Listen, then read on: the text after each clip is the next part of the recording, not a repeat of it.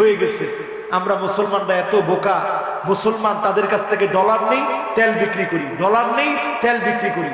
কিন্তু Iran system পাল্টাইছে, তারা কয় না বেটা তোরা ডলার দিয়া তেল নিবি ওই কাম নাই, স্বর্ণ দিবি তেল নিবি।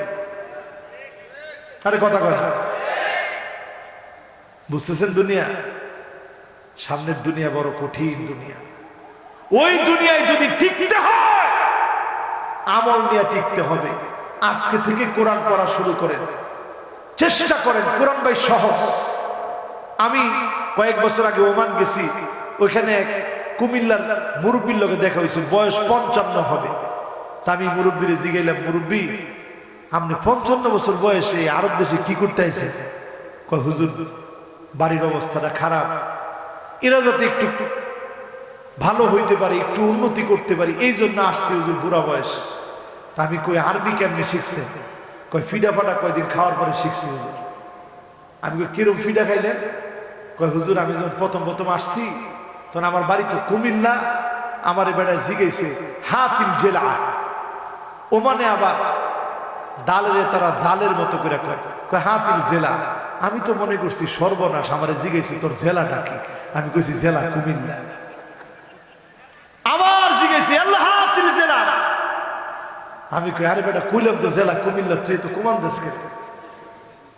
এমনও দেখি যে কোনো খাতির টাতির নাই। আমি মনে করছি সর্বনাশ, বেটা তো আমার উপরে খেতে আছে। তৃতীয়বার কইছি আল্লাহ হাতিল জেলা আদ্রিবু, যেটা কইছি এটা দেন এলে তোরা কিন্তু বাইরে। আমি তো কইলাম কুমিল্লা, তোর কুমিল্লার লগে কি শত্রুতা?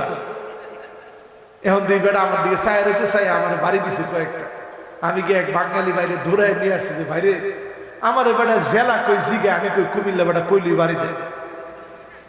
তো বাঙালি জিজ্ঞাসা করছে কিও আপনি আরে মারছেন কে? আমি হেরে কইছি হাতিল জেলা, মানে বালতিটা দিয়ে। হ্যাঁ বালতি দিব দূরে থাকে, ফাইজদামি করে কি কি কয়, কি বলে কুমিল্লা। তো চিন্তা করেন, 2-1 দিনের পিঠা খাওয়ার পরে আস্তে আরবি ভাষা সোজা হয়ে গেছে। এই যে ভাইরা কাতার ছিল, সব বাঙালিরা ধুমধাম আরবি করতে পারে, নাকে মুখে আরবি করে। আপনি দেখলে বুঝবেনই না যে এটা সম্ভব কেন। এই যে আরবি করাটা সহজ হয়েছে 2-1 দিন পিঠা পাঠা খাওয়ার পরে। কিন্তু এখন চিন্তা করেন, মরে গেলে আর সিস্টেম নাই। আজকে থেকে শিখবেন, রাজি আছেন ইনশাআল্লাহ? এই যে আমাদের দেশে ঘরে ঘরে এখন মাদ্রাসা, একটু শিখার নিয়ত করেন না দেখি। এরকম কোন হুজুর আছে আপনারা শিখাইবো না? যদি এরকম হুজুর থাকে আপনারা বলবেন। এলাকার যারা আছে তারা দায়িত্ব নিয়ে শেখানোর ব্যবস্থা করবে, মসজিদে শেখানোর ব্যবস্থা করবে, মক্তব শুরু হবে। শিখতে রাজি আছেন ইনশাআল্লাহ? একজন বুড়া সাহাবী, এই ঘটনাটা বলেই শেষ করি। একজন বৃদ্ধ সাহাবী রাসূলের কাছে আসছে, এসে বলতেছে ইয়া রাসূলুল্লাহ আকরিনি মিনাল কোরআন, কোরআন থেকে কিছু একটা আমারে পড়ায় দেন। বয়স 85 কি 90 বছর বয়স। এরকম কেডা আছেন একটু হাত তুলে দেখি? 85 বছর একজনের নাই।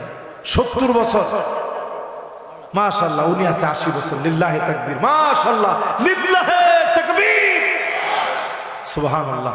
মুরব্বী আপনি করে কষ্ট দিয়ে লাইছে এত রাত পর্যন্ত। চিন্তা করেন, ওনারা আমার অনেক মুরব্বী। এইরকম একজন সাহাবী আসছে 85 থেকে 90 বছর বয়স, রাসূলের কাছে এসে বলতেছে ইয়া রাসূলুল্লাহ কিছু একটা পড়ায় দেন। আল্লাহর নবী একটু ধৈর্য পরীক্ষা করার চেষ্টা করতেছে। নবীজি বলতেছে ঠিক আছে পড়ো। আলিফ লাম মিম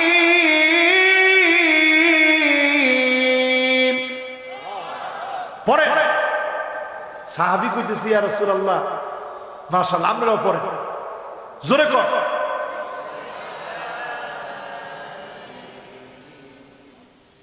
এখন সাহাবী কি কইতেছে, ইয়া রাসূলুল্লাহ এটা কঠিন লাগে, এটা হুরুফে মুকাত্তাআত দিয়ে শুরু, এই সূরাটা বড় হইব, এটা আমি পড়া শেষ করতে পারবো না, ছোট একটা সূরা পড়ায় দেন।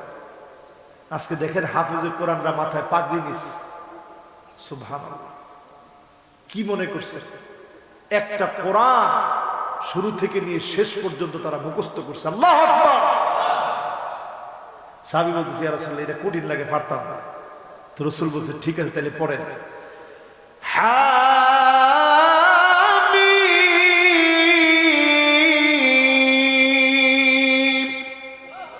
সাহাবী বলতেছে ইডো আমার কাছে কঠিন লাগে, ইডো আমি পারতাম না। আল্লাহ নবী বলতেছে তাহলে ঠিক আছে আপনি পড়েন মুসাব্বিহাত, আল্লাহর তাসবিহ আছে এমন একটা সূরা পড়ি। সাব্বিহ ইসমা রাব্বিকাল আ'লা আল্লাযী খালাকা ফাসাওয়া ওয়াল্লাযী কদ্দারা ফাহাদা। সাহাবী কইতেছে ইয়া রাসূলুল্লাহ ইডো আমার কাছে কঠিন লাগে, আমি ইডো পারতাম না। চিন্তা করেন নবীজি কেমন। ঠিক আছে তাহলে কোত্থেকে ভাল লাগে। রাসূল এবার পড়া শুরু করলেন ইযা যুলজিলাতিল আরদু জিলজালাহা ওয়া আখরাজাতিল আরদু আথকালাহা ওয়া ক্বালাল ইনসানু মা লাহা। যখন পড়ায় দিলেন সাহাবী পড়ি কইতেছে ইয়া রাসূলুল্লাহ এটা আমার মনে ধরে গেছে, সূরা জিলজালটা মনে ধরে গেছে, আমি পড়লাম লা আজিদু আলাইহা আবাদা, এই একটা সূরা আমি পড়ব, আমল করব, জীবনে আর কোনো কিছু বাড়াবো না, আমল করে যাব। জোরে কোন আল্লাহু আকবার। নবীজি বলতেছে সাহাবীরা তোমরা এই লোকটার দিকে তাকায় দেখো, যদি জান্নাতি কোনো লোক দেখতে চাও এই লোকটাকে দেখো, একটা সূরা যদি আমল করে লোকটা আল্লাহর জান্নাতি। জোরে কোন আল্লাহু আকবার। আপনারা যারা এখানে বসছেন একটু হিম্মত নিয়ে আজকে থেকে নিয়ত করতে পারবেন না ইনশাআল্লাহ? কন্যা পারবেন না ইনশাআল্লাহ? যে যত সহজ সরল তার জন্য আল্লাহ তত সহজ সরল। এক আরব বেদুইন রাসূলের কাছে আইসা ডাক দিছে ইয়া মুহাম্মদ সাল্লাল্লাহু আলাইহি সাল্লাম।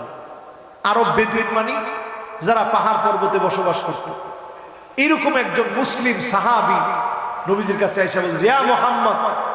মুহাম্মদ সাল্লাল্লাহু আলাইহি সাল্লাম তাকালেন, বলছে একটা নাকি বিচার হবে, এই বিচারটা করব কি? নবীজি বলতেছে বিচার তো আল্লাহ করবে। তো উনি কইতেছে ঠিক আছে আল্লাহ করলে আর কোনো কথা নাই, কারণ আল্লাহ তো আমার খুব পরিচিত। আমি তো নামাজের ভিতরে আল্লাহু আকবার বলে দাঁড়াই, আমি তো রুকুর ভিতরে আল্লাহু আকবার বলে যাই, সামি আল্লাহু লিমান হামিদা বলে উঠি, আল্লাহু আকবার বলে সিজদায় যাই। যেই মালিকের পরতে পরতে নাম জপি, যেই মালিকের নামটা বারবার বলি, সেই মালিক আমার বড় পরিচিত। ওই মালিক যদি বিচার করে আমার কোনো অসুবিধা হওয়ার কথা না। বলেন আল্লাহ। আজকে আমি মুসলমানের সন্তান, কয়জন নামাজ পড়তে পারছে, আল্লাহর এরকম পরিচিত বানাইতে পারছে? আজকের এই মাহফিল থেকে এই কথা কি দিতে পারবো যে আল্লাহকে পরিচিত বানাবো ইনশাআল্লাহ? পারবেন ইনশাআল্লাহ? জোরে কোন পারবেন ইনশাআল্লাহ? আল্লাহ আমাদের সকলকে তৌফিক দান করুক, পড়ে না আমিন। একটা ভাইও যদি উঠে আমার মনটা একটু ব্যথা লাগবে। একটা ভাইও উঠবেন না। আমাদের মেহমান বসা আছেন, উনি একটু কথা বলবেন। পরক্ষণেই আমরা মুনাজাত করব ফিলিস্তিনের মাজলুম মুসলমানদের জন্য। আমরা একটু ইনশাআল্লাহ ভাইয়ের একটু সালাম বিনিময় একটু কথা, এরপরেই আমরা মুনাজাত করব। আল্লাহ যেন আমাদেরকে কামিয়াবি